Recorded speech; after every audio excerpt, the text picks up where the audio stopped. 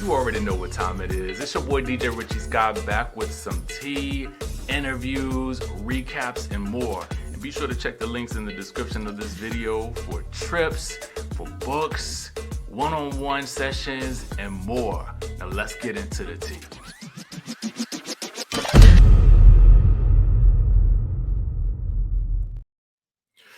All right, y'all. So the question is Robyn coming for Karen? Is Karen going to rehab a deflection? You be the judge, okay? Before we get into that, make sure you guys hit that subscribe button. It's your boy DJ Richie Skye back with another video. And Skye Squad, we in the building, baby. And we are also on the Snap.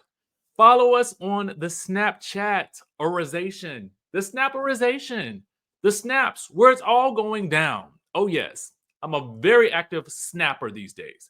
So, guys, make sure you guys are following me over there. And also make sure you guys subscribe here if you haven't already done so. Hit that like button if you like reality TV-related content. Now, let's get into the biz-not-e of it all, baby. Because I want to know what you guys think about what Robyn has to say about Karen Huger going back. Well, not back, but I was about to give you guys an Amy Winehouse reference, but maybe not.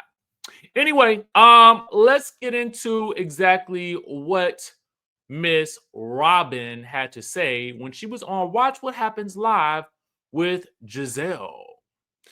But note, I want you guys to read the headline. Robyn doubles down on the fact that she wasn't surprised by Karen's drunken behavior and still believes that she is reflecting by going to rehab. She said it sounded reminiscent of the calls I'd get from her at 10 a.m. Of the verdict regarding Karen and her saying I will be vindicated, etc. None of it's a surprise. No. Okay, this is basically what she said on the Reasonably Shady podcast as well. So this, okay, this is consistent. None of it. The deflections, the lying, the fact that she was guilty, none of it's a surprise. It's sad, but it's not a surprise. Well, she does at least say it's sad, so there is a little bit of, at least there's a little bit of care or empathy there. What did you think of the footage that was released from the body cam? That sounded reminiscent of like the phone calls I would get from her at 10 a.m. in the morning. It's so interesting to me that Karen is even calling Robyn at 10 a.m. But I would have to say maybe at one point in time, maybe they were friends enough that she would do that. It's just hard for me to see Karen, of all people that she could calling Robyn at 10 a.m. and maybe not like a Dr. Wendy at 10 a.m. You know what I'm saying? Like that doesn't, it just, because they've been fighting since season 2. So it's kind of like, it's very interesting to me. 10 a.m. in the morning? Oh, yeah, 10 a.m., 2 p.m., it doesn't matter. Okay, what's your reaction? I'm like, how are y'all, like, at what point, I don't know. I'm not saying that she lying or nothing like that. I'm just saying, like, it just seems odd that Karen is calling Robyn at all. The fact that she did check herself into a rehab facility. Deflection. How is her going to rehab deflecting? Answer me that in the chat. Okay. Just to point out, yes. Giselle, I think this is our first. If anything, I would say that her going to the rehab is more of it may have been more of a strategy, probably advised by her attorneys. And that's one thing, but is that a way of deflecting? I wouldn't call that deflecting, especially if she truly indeed does have a problem. So if what Robyn is saying is, well, she's usually calling me at 10 a.m. or 2 p.m. and you're saying that she sounds like this, that she did in that video, then what you're saying to us is that you anticipate a phone call from her sounding intoxicated, which would lead one to believe that you might think that she has a problem, allegedly. And if you think that, and if it jives with what you feel like is consistent behavior from her, then would you not want her to go to the rehab? I'm just trying to understand it, right? And listen, I was rooting for Robyn on the Traders. I don't know. I haven't seen the last couple of episodes, so I don't know where she is at this point. And if the show is even still going, I need to catch up. But this just disappointed me right here because I could have, in my mind, I do respect Robyn for keeping it real. She kept it 100% on Traders. And so I got to respect a person that stands 10 toes down in what they say. But to a certain degree, I also feel like, when somebody goes into rehab or something like that, I feel like you try to give them some grace. Not that what they did was okay, but that they're trying to, in some way, shape, or form, take control of maybe the situation that maybe was not under control. I don't know. I guess it just felt a little heartless to me. But what do you guys think? Is it me? Let me know in the chat. I'm willing to concede it could be me. I'm willing. Okay, I am willing. I wanted to point out something to you that our good friends over at the Reality Rundown also picked up. And I am so glad someone caught this. I am so glad Juan did. I'm not going to say it. Remember, Robyn, I am so glad Juan Dixon is not here right now. Anyway, the Reality Rundown posted the clip that was aired during the trailer for the Real Housewives of Potomac. And again, it begs the question, why was this scene not shown?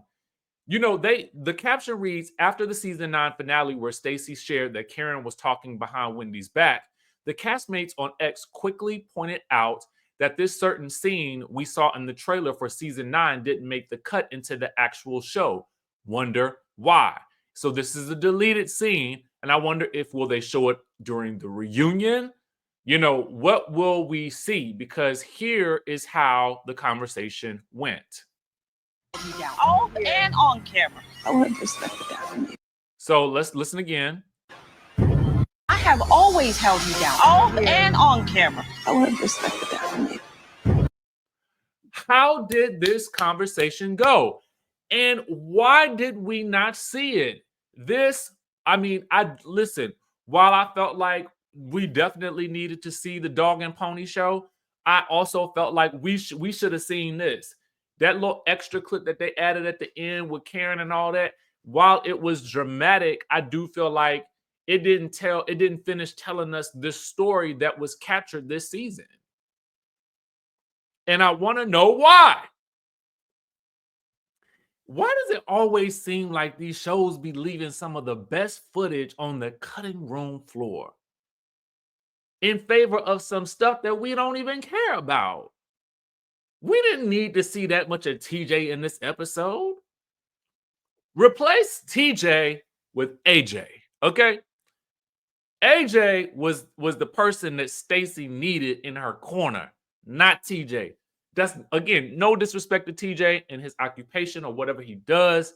He just didn't really seem like he was that into it. And then when he did, he seemed like more of a distraction for Stacey than anything else. Those are just my thoughts. That's just my opinion. Okay? And you guys let me know what you think down in the comment section down below. Now, there is one last thing that we got to talk about. And,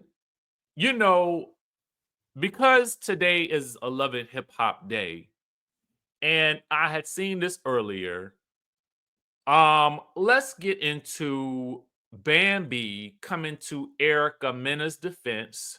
Let's like the post. Shout out to our good people over at Live Bites. Make sure that you guys follow Live Bites because this is the place to be for lives that occur on the social media where we get quite a bit of tea So make sure you guys are giving them a follow, comment, like, love, support, and all that good stuff. So Bambi had this to say while out to dinner with Mena. Spice a blue monkey because she had on blue. She wears blue. It wasn't like that. It's just calming giraffes. He was gone with the red fabulous. What do you guys gonna say about that? So what Bambi is saying here is this. Okay. And I'm gonna leave this up to your interpretation because I mean it's like in my mind, I'm like, why are we talking about this during Black History Month? And I get it, you know, but it's here we are, and it's a show that we talk about. It was an issue that happened, and now it's being brought back up. And Bambi says, well, the reason why she called her a blue one, because I ain't gonna say it, is because she wears blue. Oh, that's it. That's Bambi. Thank you for cluing us into the blue element. But I don't think she could have called her a brown one, a green one, a yellow one, a red one. The color did not matter. Okay? It is the animal in particular that is the reason. Now, Brandy, where am I getting Brandy from? Bambi, okay, who is an author extraordinaire, okay? I think she has the children's book. Is it the children's books on the Amazon? Listen, I'm gonna talk about you, but I'll still support you, okay? That's how we do. And this channel ain't about dragging people down. It's just about talking through these things. And while I feel like that's your girl, that's your home girl, and you want to stand up for her and you want to have her back until the bitter end, I get it. Y'all are friends in real life. The problem wasn't the blue, it was the animal. And what Bambi says is here, what people have called me all types of things like a giraffe, etc., etc. Here's the thing. In terms of being technical, okay, you've been called an animal too. All right. But I think it's the historical context for which, you have just called,